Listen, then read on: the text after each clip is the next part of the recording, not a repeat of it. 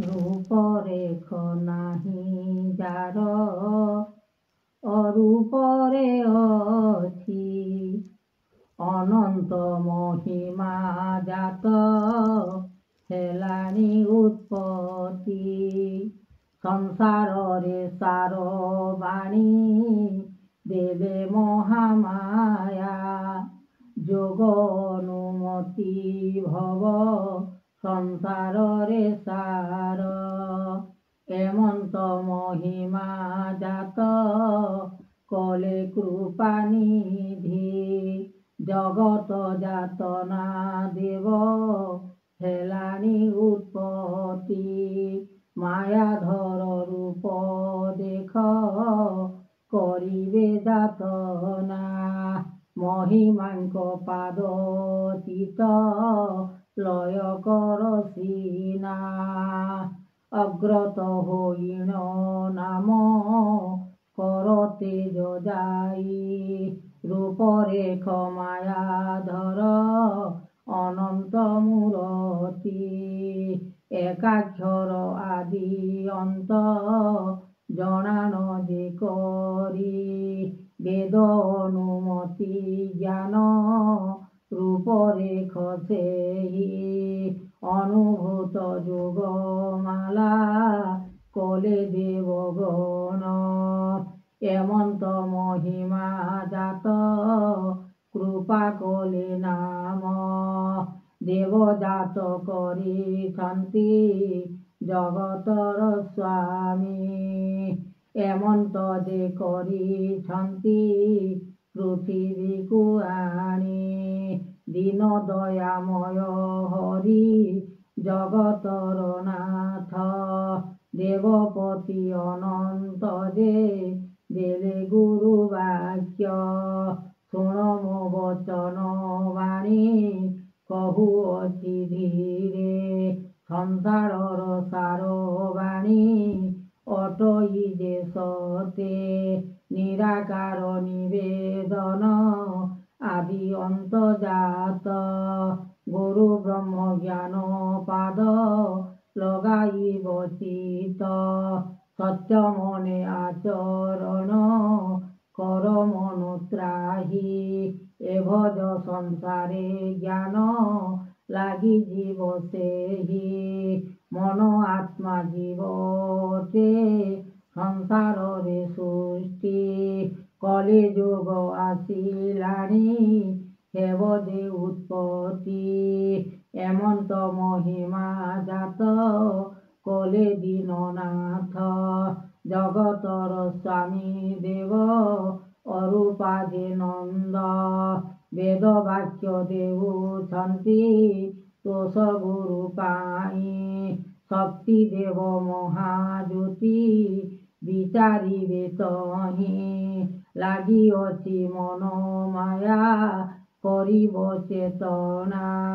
ଏମନ୍ତ ମହିମା ଜାତ କଲ ଦେବ ବାନା। ରୂପ ଯୁଗନାଥ ପତି ଅଲେଖ ରମଣ। ବିଚାରଣ କର ତୁମ୍ଭେ ଆହେ ଗୁରୁ ବ୍ରହ୍ମ।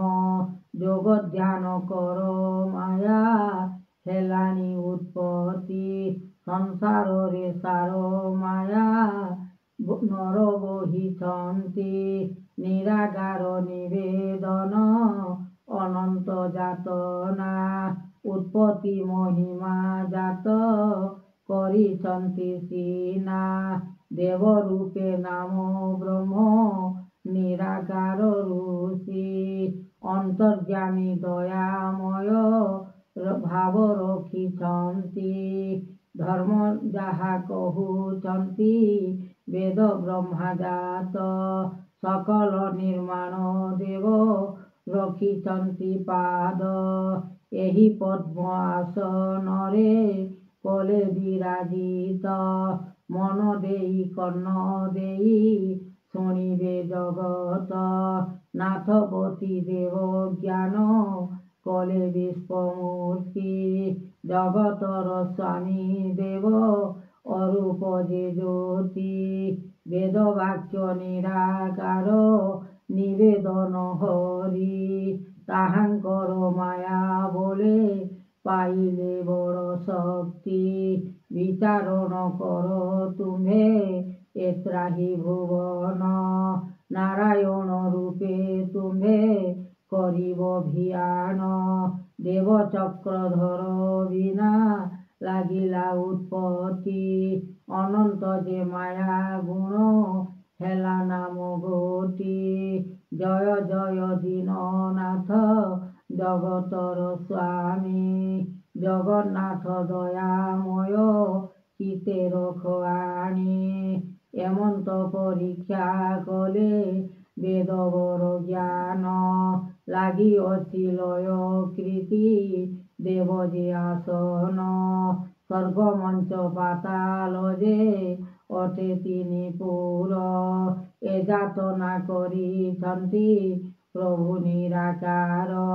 ସର୍ବଦା ଯେ ବେଦ ସୃଷ୍ଟି କରିଛି ଭିଆନ ଏମନ୍ତ ଯେ ନାରାୟଣ କଲେ ରୂପ ଗୁଣ ଦୟାମୟ ରଖିଥାଅ ଭାବ ଚିତ୍ର ଆଣି ସ୍ୱର୍ଗ ଭୁବନରେ ଜାତ ରଖିଛନ୍ତି ପ୍ରାଣୀ ଆତଜାତ ହେଉଅଛି ସକଳ ମହିମା ଜାତ କରିଛନ୍ତି ଗୁଣ ସକଳ ଟିବାନା ଯୋଗେଶ୍ୱର ଜାଗିଛନ୍ତି ମହିମା ଗୁଣରେ ଆନନ୍ଦିତ ରଖିଛନ୍ତି ପ୍ରଭୁ ଦେବଗଣ ଏହି ସାରମୟ ଅଟେ ଜ୍ଞାନ ବିଶ୍ୱମୟରେ ଲାଗିଅଛି ଲୟ କୀର୍ତ୍ତି ଭାବରେ ଶୂନ୍ୟ ଦେହ ଧରିଛନ୍ତି ଅଲେଖ ବ୍ରହ୍ମାଣ୍ଡ ଠାକୁର ଶୂନ୍ୟ ଏ ପୁରୁଷ ଅଟନ୍ତି ଦିବାକର ଆଦି ଅନ୍ତ ମୂଳଜାତ କରିଛନ୍ତି ବେଦ ବ୍ରହ୍ମାଣ୍ଡ ଠାକୁର କୃଷ୍ଣ ଚରଣ ଦାସ ଗୋବିନ୍ଦ ଲେଖିଛନ୍ତି ପାଦ ପଦ୍ମଚିତ ମୁକୁନ୍ଦ ମୁରାରି ହରି ରାମ ରାମ ରାମ ରାମ